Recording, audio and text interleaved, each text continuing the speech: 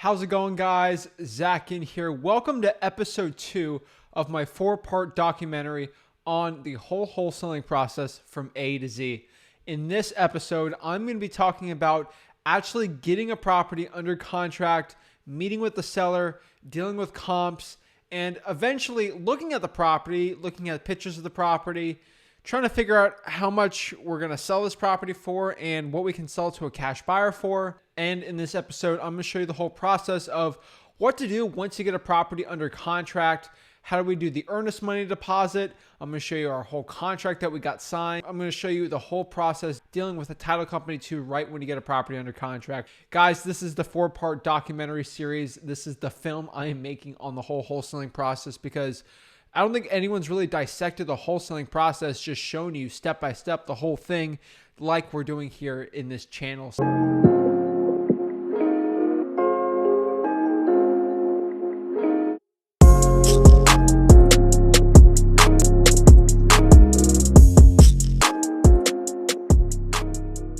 Don't forget to like this video and subscribe. It means a lot to me. So let's get into it, guys. So you remember in the last episode that I talked about the whole entire wholesaling process. Now we're going to get in the nitty gritty. Now we're going to go to real life examples.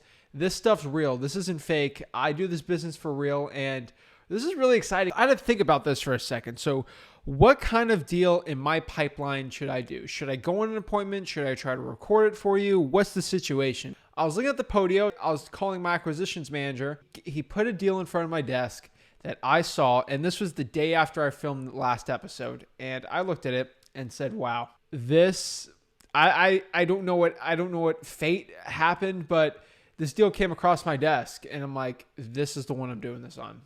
This is the perfect property for me to do a 4-part documentary series on. And let me break down this deal. Let me break down exactly how I'm going to wholesale it.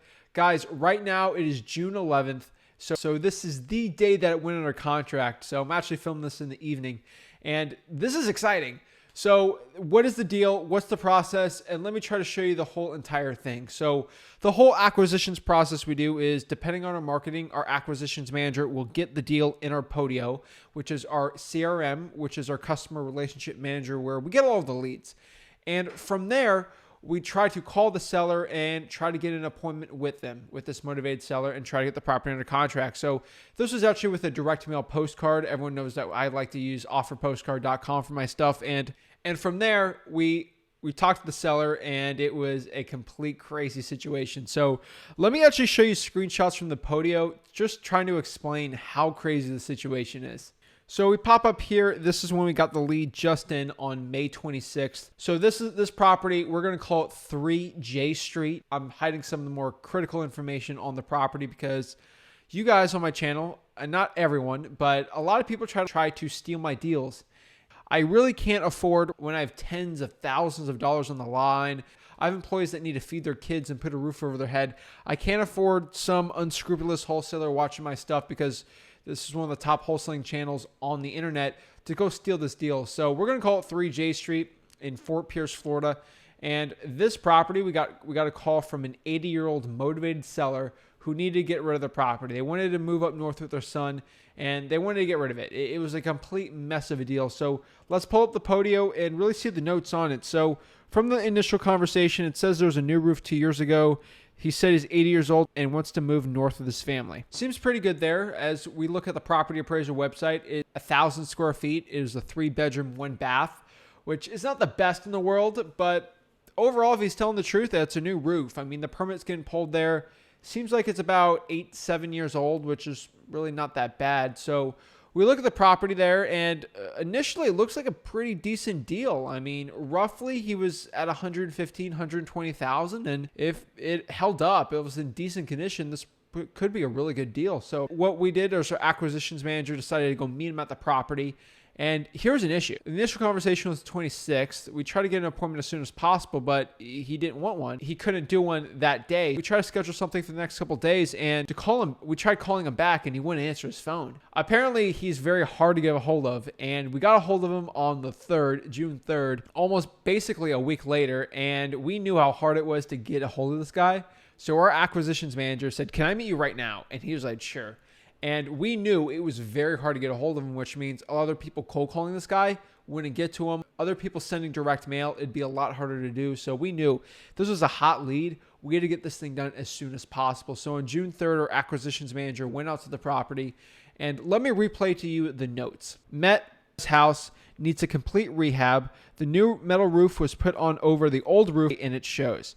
Ideally, he said he wants to put $50,000 in his pocket after paying off the mortgage, so we agreed on $112,000, which would do just that. Then he had to get approval from his son, who lives up north, for him to move in with him. He said he could call me back that day. I've called him 3 times and I've been unable to get a hold of him. I need to stop by. So looking at that whole situation, it's not the best in the world. Yes, they agreed on $112,000. The property needed a lot of work. And from my conversation with our acquisitions manager, the deal was completely crazy because property needed a ton of work. It looked like he was smoking the property. The windows were all shot. The AC didn't work. The air handler was messed up. It was a complete messed up deal. So $112,000 was able to do a win-win where Ray could net $50,000. But him being 80 years old, we have to get approval from his sons. We want to make sure that they're comfortable with us going forward with this, especially when it's an elderly seller. We were currently in limbo in that situation on June 3rd, waiting for the son to be okay with it or approve it, or really talk to the family to see if that's something in his best interest. And lo and behold, June 11th, Ray called us back and said, yes, my son's okay with it. We got a hold of the son. We talked to him. He was completely comfortable. He knew how bad the condition of the property was, and he said, sure, $112,000 should work. We negotiated down to $110,000. The son approved, and then Ray approved. Our acquisitions manager went back to the house and got a contract signed for $110,000. And in my hand right here is the contract.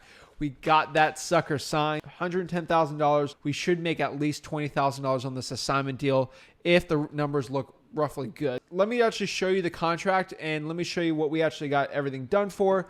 Let me show what the numbers are looking like, and let's break it down, guys. So you can see here in the contract, we basically got the purchase price for $110,000. We have a deposit of $1,000. We're in Fort Pierce, Florida here, which is an extremely saturated market. So we leave $1,000 deposits because we don't want to get our deals stolen. We get deals attempted to be stolen from other wholesalers almost on a monthly basis. So we put legitimate deposits down. We don't recommend it 100%, but in our market, that's what works. It's a cash transaction. And we put here that we agree to do the closing on July 30th. That's when the sun's going to come down and clear all this stuff out. We have unfortunately, to get this deal done, the son agreed, because he was a little more savvy, that we only had a 14-day inspection period.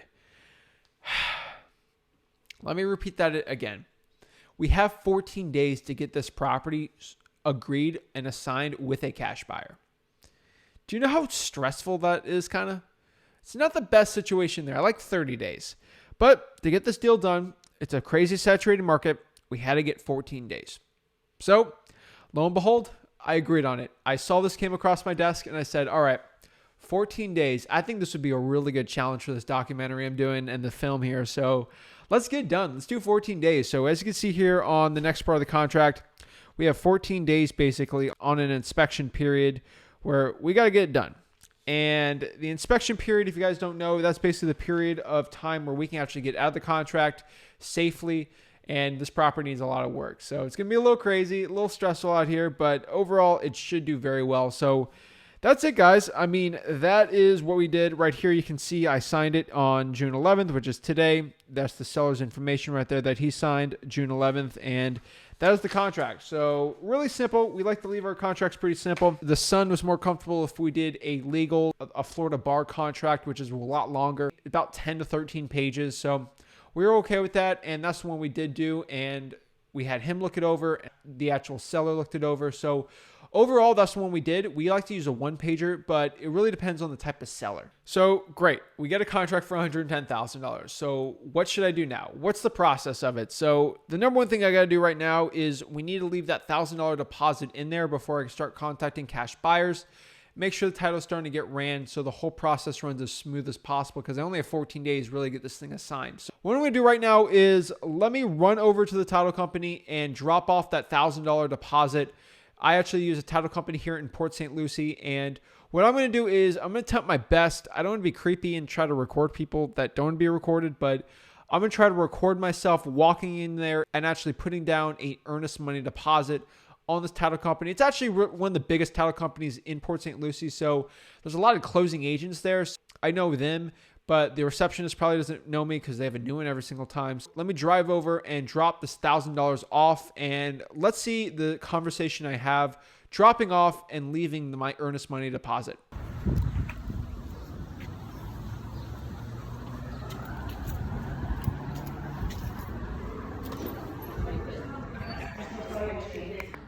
Hey, I'm here to drop off a check for a property. Just a earnest money deposit. It's an escrow deposit? Yes. Let me get some information for any buyers. And the property. What's your name and phone number? Do you know that? We're buying it. What's your buyer's email? It would be Zach@.com.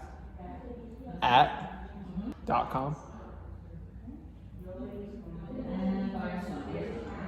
772.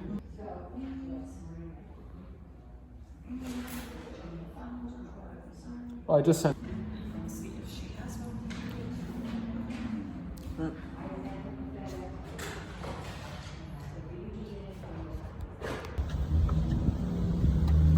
All right. Got my escrow deposit, basically confirming from the title company that I have the property in escrow and I have the receipt that I put the $1,000 in. So let's go find a cash buyer. Let's get this thing sold. Right now, let's go over the pictures of this property and really kind of look everything over and really make a determination on what price I should be selling this thing for and what we should do. I can see here, it looks like we're in the hallway area type thing. Doesn't look too bad here, but obviously it looks pretty dirty. So let's go to the next one. This is the bathroom. This is the only bathroom in the whole property. And as you can see here, it needs a lot of work. The toilet looks disgusting. I mean, nothing matches. This looks absolutely terrible. So, I mean, trying to zoom in, looking throughout this property, it needs a lot of work. You could see over here that the actual window is up, which means there's no AC and they're running it. I mean, it's probably super hot in that house. So that's nasty. That's not good. I mean, not the worst thing ever looking at it, but it does need a lot of work. I see cobwebs over here. The roof has some leaking splotches everywhere. And I mean, it's not in the worst condition ever, but it definitely still needs a lot of work. It looks decently clean. Seems like it needs a little bit of work. I mean, that needs a full renovation right there. Utility room needs a lot of work there too. The backyard looks decent on it. I'm just guessing it's smoking. You can see here they got all the windows opened here. Got roof problems. I mean, it needs to be cleaned up. And there's just debris everywhere on the outside of the property here. Looks like we're in the front here. And you got that old AC handler in there, which definitely is okay. It definitely needs some renovations here, but overall could be a decent property. Looking on the side here, the landscaping needs some work. It looks like there's another AC handler there. I mean, they literally put a metal roof over a leaking roof. So not the best out there. I mean, there's a big tree here in the way. Looks like we have a lot of issues here. So, I mean, the ARV maybe is 180, 190 on this thing, and it needs a lot of work. What can this thing sell for? I mean, we're doing the comps, and what I see from here is it's probably worth 190 is the ARV. So let's do some math really quick. So $190,000 is the ARV on this property. Let's break everything down. It needs a new roof here. I mean, that roof is not going to do well. It's not permanent at all. So probably needs $15,000 because this thing's actively leaking. He did this whole thing himself. Probably put 10 grand in the bathroom and another 10K in the kitchen. Probably put $3,000 for painting on the property. About 2K in the landscaping. And we're probably going to do flooring on there. So that brings us back to $35,000 on there. Think about the fencing and then outside. I mean, this property probably needs around $40,000, I would say. I think $40,000 gets everything going. And that's if you do it very skinny and very well and there's no other issues on it. It needs a new AC system, so it could be pushing it. But let's say $40,000 if you know what you're doing. If $190,000 is the ARV and I minus off $40,000 for repair costs, that brings us at $150,000. Now, $150,000 seems pretty good, but remember, my cash buyers are buying about 80 to 90% of the actual ARV minus repairs. So if I do some quick math here at 90% of 150,000, that means my cash buyers would buy at most 135,000 for this. At most, I'll make $25,000. But most likely, if I got to sell this thing for 80% of the actual ARV minus repairs, I'm probably looking at making 10. So I really got to make a decision if I'm going to make $10 or $25,000 on it, really depending on how much of a discount my cash buyers want on it. And we're going to see. So an average wholesaler that doesn't really know what they're doing, they could probably make $10,000 on it. And if you deal with someone like me who's more of an expert with a really robust cash buyers list, I could probably sell this thing for off of ARV minus repairs and sell this thing for 135. So I really got to see what I can do. So the problem here is I could probably push it to the limit and try to make the most money possible. But remember, I only have 14 days and I probably need a really, really reliable cash buyer. This is the dilemma I'm dealing with. There's smoking in the house. The roof's bad. There's leaks. It's got no AC.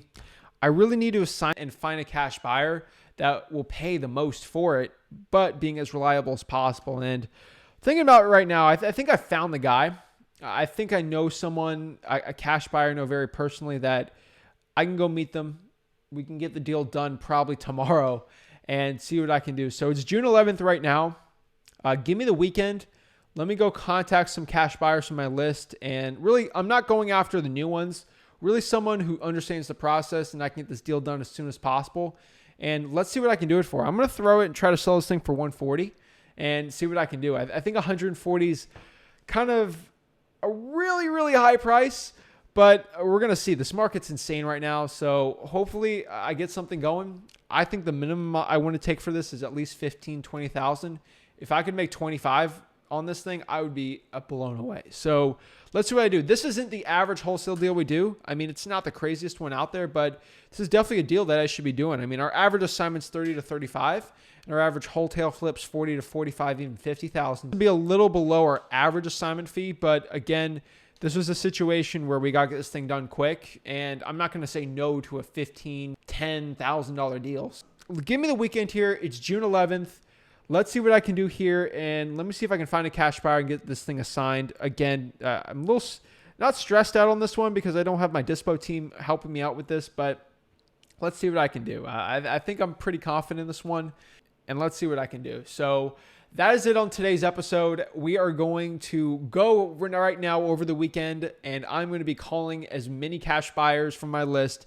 I'm going to probably do a little bit of email blasting out there and see what I can do to get this contract done. So I'll see you guys on the next episode. This is Zach Ginn, and let's get a cash buyer and let's get this deal done. It's all about the money, and let's get down to business and try to sell this thing for as much as I can. Thank you guys so much. Have a blessed day. I'll see you next week.